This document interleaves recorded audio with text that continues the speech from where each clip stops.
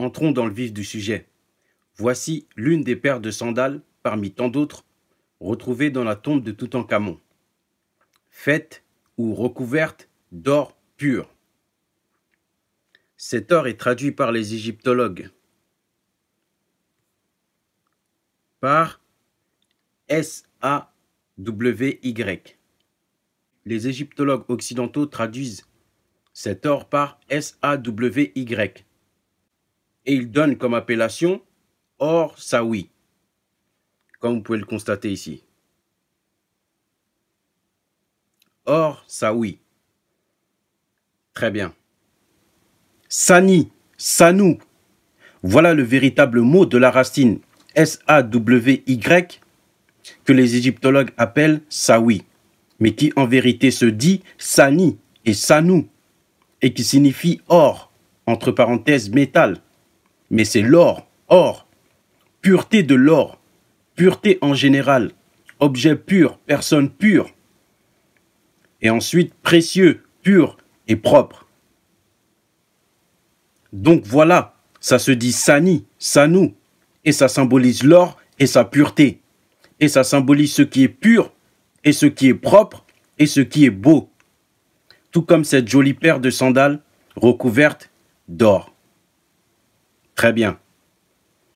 Voici une autre paire de sandales recouverte d'or, retrouvée dans la tombe de Toutankhamon, mais cette fois-ci avec un captif nubien à droite et avec un captif assyrien à gauche, dessiné sur la sandale comme vous pouvez le constater. Les égyptologues traduisent le nom de la sandale par, comme vous pouvez le voir ici, TBT-TB, TB-TB ou TBT-TB. C'est ainsi qu'ils traduisent, qu'ils translittèrent le nom de la sandale. Captif nubien et captif assyrien, comme vous pouvez le constater. Très bien. L'égyptologue Wallis Budge, dans son livre Un Égyptien hiéroglyphique, donne comme définition Teb-Teb ou Tepti-Tebi, comme vous pouvez le constater ici. Teb-Teb ou Tepti-Tebi, avec le pied et la sandale, avec écrit sandale, comme vous pouvez le voir, ou chaussure. Très bien. Quant à lui, l'égyptologue Jean-François Champollion donne une définition approximativement similaire qui est Teb-Teb, comme vous pouvez le constater à côté sandale. Teb-Teb. Très bien. Tepou, voilà le véritable mot, et qui est un mot soninké. Tepou, qui signifie chaussure. Comme vous pouvez le voir ici. Chose, chaussure. Tepou. Soninké. Tepou. Très bien. En plus grand que vous le voyez bien.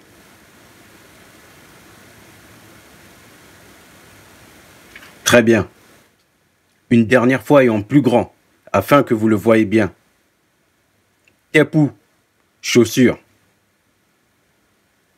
Très bien. Quant à la langue bambara, elle dit l'inverse. Petou ou pet-petou, comme vous pouvez le voir, qui signifie sandale. Les deux termes sont bons, mais c'est le soninké qui donne la définition convenable. Je répète, les deux termes sont bons, mais c'est le soninké qui a le mot véritable. Tepou. Et en bambara, l'inverse. Petou, sandale ou pet-petou, comme vous pouvez le voir ici. Mais c'est le soninké qui a le terme convenable. Très bien. Voici la cartouche de Toutankhamon que vous pouvez trouver sur Wikipédia ou dans d'autres sites. En descendant, l'on peut lire « nom hellénisé Toutankhamon. Ce qui veut dire que c'est son nom version grecque et non son véritable nom. Nom hellénisé veut dire nom version grecque ou version occidentale. Donc c'est une version occidentale de son nom. Maintenant, place à la véritable description de son nom. Le site Projet Rosette confirme sa cartouche, comme vous pouvez le voir ici. Là, écrit ici, et ici, en hiéroglyphe. Très bien. Et là, une fresque de Toutankhamon faisant une bataille. Fresque originale, une fresque authentique de Toutankhamon faisant une bataille. Comme vous pouvez le voir ici.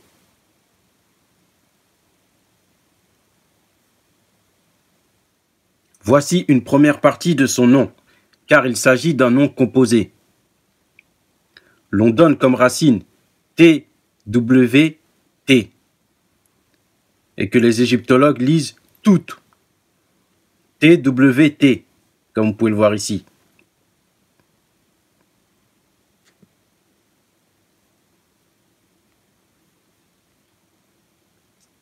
Ils lisent cette partie-là toute.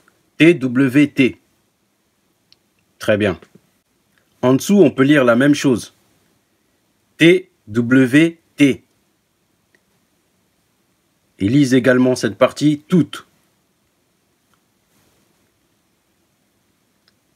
L'on traduit ces deux graphies par statue, statuette, image, effigie, réplique, représentation.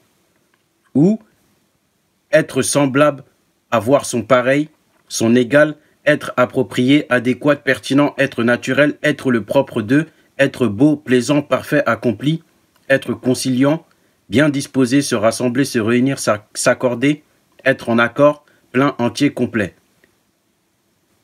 Comme vous pouvez le voir. Voilà la définition qu'il donne à cette graphie. Qu'ils lisent toutes. Très bien. Voici une première forme de son nom, car il s'agit d'un nom composé. Les égyptologues ont donné comme définition être semblable, avoir son pareil, son égal, mais qui en vérité se traduit par homonyme et qui se dit Tuama. La définition est identique. Et en petit 2, illustre, célèbre, qui a un nom. Donc le mot est le même, le sens est le même et la racine est la même. Tuama, homonyme. Très bien. L'on peut trouver une autre forme à travers l'ouvrage de l'égyptologue Wallis Budge qui donne comme définition procréer, engendrer, comme vous pouvez le constater, toutes, avec toutes les figures et les variantes que vous pouvez voir à travers le dessin. Très bien. To beget, to procreate. Engendrer, procréer. Très bien. Ce mot se traduit par tuntan et qui signifie former ses épis, en parlant du maïs ou des plantes similaires. Mais il ne s'agit pas que du maïs ou des plantes similaires au maïs. Il s'agit de toute plante. Tuntan, former ses épis. Là, ici aussi, comme vous pouvez le constater, tout temps se former en épi. Tout temps, jeune épi de maïs. En clair, ce qui est engendré et qui commence à grandir. Très bien. Comme vous pouvez le voir ici, sur cette iconographie, avec le phallus, la plante et le petit oiseau. Très bien. Ensuite, on a la croix que les égyptologues appellent la croix Ankh, que vous pouvez voir ici. Les égyptologues appellent cette croix la croix Ankh. La croix Ankh, comme vous pouvez le voir ici.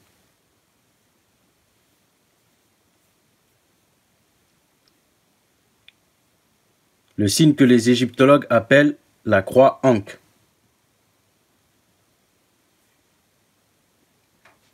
Courroie de sandales, croix Ankh, signe de vie. d'après les égyptologues. Très bien. Voici toutes les définitions que les égyptologues donnent à la croix Ankh. Lanière de sandales, vivre, survivre. Vie, personne, vivant, captif. Et là, ici, en bas, jurer, serment.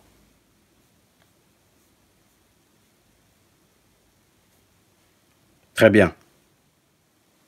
Mais les égyptologues, pour la plupart, donnent comme définition à ce signe vivre, survivre ou vie. Très bien. Ce signe, en vérité, se traduit par étendre un remède, oindre quelqu'un, c'est-à-dire bénir, baptiser, avec l'intention d'élever spirituellement, et qui se dit quand, et non Ankh, et qui se dit quand, c'est-à-dire bénir. Très bien. Et c'est ce qui est représenté ici, à travers cette iconographie, où l'on peut voir l'empereur Thoutmôsis IV, mais qui en vérité d'ailleurs s'appelait Djamoussa, en train de se faire baptiser, se faire oindre, bénir et élever spirituellement parlant, à travers le signe de la croix Ankh, comme vous pouvez le voir à travers cette iconographie. Très bien. Ou là encore, à travers cette belle fresque, comme vous pouvez le constater. Très bien. Ou là encore, une dernière fois, sur cette belle fresque murale, où l'on peut voir Toutankhamon lui-même. Très bien.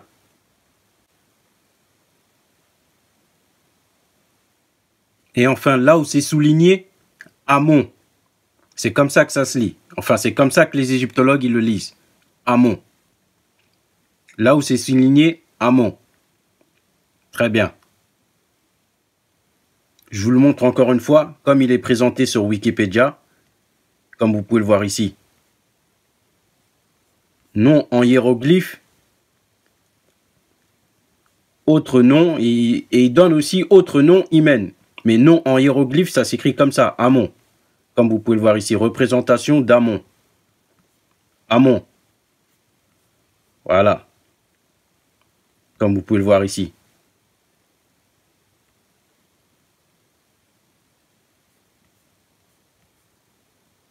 Très bien. Le nom d'Amon est généralement traduit par les égyptologues par l'inconnaissable, le caché ou le créateur. Au-delà de ça, ce qu'il faut savoir, c'est que les signes hiéroglyphiques de son nom peuvent se lire de droite à gauche ou de gauche à droite. Très bien. Voici une première forme de son nom, à travers l'ouvrage de Martial Griol, qui s'intitule « Dieu d'eau » sur les Dogons. Très bien, je cite. « Les étoiles provenaient de boulettes de terre lancées dans l'espace par le dieu Ama, Dieu unique. Point. Il avait créé le soleil et la lune selon une technique plus compliquée, virgule, qui ne fut pas la première connue des hommes, mais qui est la première attestée chez Dieu. Deux points, la poterie, point. Le soleil est, virgule, en un sens, une poterie portée au blanc, une fois pour toutes, virgule, entourée d'une spirale à 8 tours de cuivre rouge, point. La lune a même forme et son cuivre est blanc, point. Elle n'est chauffée que par quartier, point. Sur leur mouvement, virgule, les explications viendraient plus tard, point. Pour le moment, virgule, il convenait de tracer les grandes lignes d'un décor et d'en venir aux acteurs. Toutefois, virgule, Ogotemeli voulut donner une idée de la grandeur du soleil, point. Les étoiles provenaient de boulettes de terre lancées dans l'espace par le dieu Ama, virgule, Dieu unique, point. Il avait créé le soleil et la lune selon une technique plus compliquée qui ne fut pas la première connue des hommes, mais qui est la première attestée chez Dieu. Deux points, la poterie. Point. Dieu unique, Ama. Voilà la première forme de son nom. Ama. Très bien. Confirmation lorsque je vais sur Wikipédia. Ama est le Dieu suprême de la cosmogonie des Dogons du Mali, virgule, celui qui a créé l'univers. Mais en vérité, Ama est le Dieu suprême de la cosmogonie de tous les Maliens, de tout le Mali et de toutes les ethnies du Mali. Ce que vous verrez et ce que vous comprendrez par la suite. Très bien. Et d'ailleurs, soit dit en passant, il prend la forme de Imana chez les cousins du Rwanda et du Burundi, comme vous pouvez le constater sur la page de Wikipédia. Je cite, « Imana est le Dieu unique ancestral des Rwandais et des Burundais. » Point. Pour ceux qui veulent en savoir plus, vous avez une bibliographie en bas de Marcel Powells, virgule, Imana est le culte des mânes au Rwanda, virgule, Académie royale des sciences coloniales, Bruxelles. Point. Très bien. Voici l'avant-dernière forme de son nom, Mana, en relation avec le Créateur et ce qu'il crée. Je cite, « Végétal ayant poussé spontanément, venir tout seul, faire apparaître, produire, créer, Mana. » Très bien. Voici sa forme réelle et son véritable nom. Amana, qui se traduit par « Il est le Créateur », entre parenthèses, le Maître absolu. Amana, le Créateur absent, entre parenthèses, l'inconnaissable. Amana, il n'est pas là, c'est-à-dire l'invisible, de présence et d'apparence, et non pas d'existence. Amana, le Créateur. Très bien.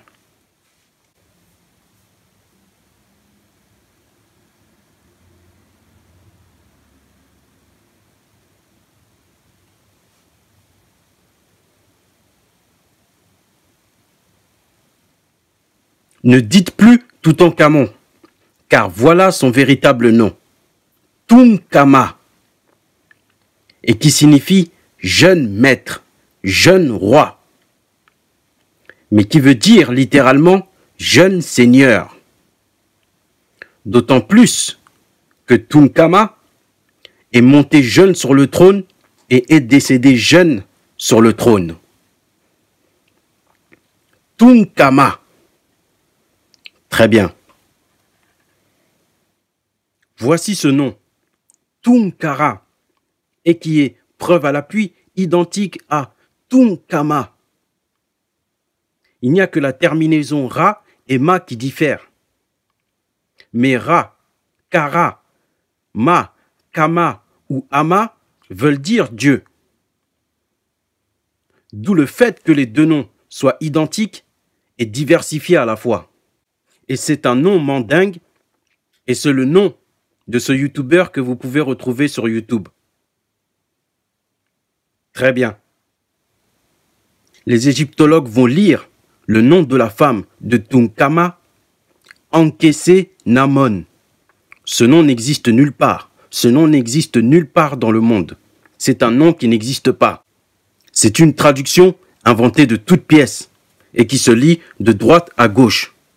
Vous avez le tissu qui se lit S, vous avez la croix Ankh, mais qui se lit Kan et qui est un K, et vous avez le filet d'eau qui se lit N, qui donne Sokna, Sorna, Tunkama et Sorna. Voilà son véritable nom. Donc voilà leur véritable nom, Tunkama et Sorna. Très bien. Cette vidéo s'achève. Maintenant, vous connaissez le véritable nom du pharaon le plus célèbre au monde.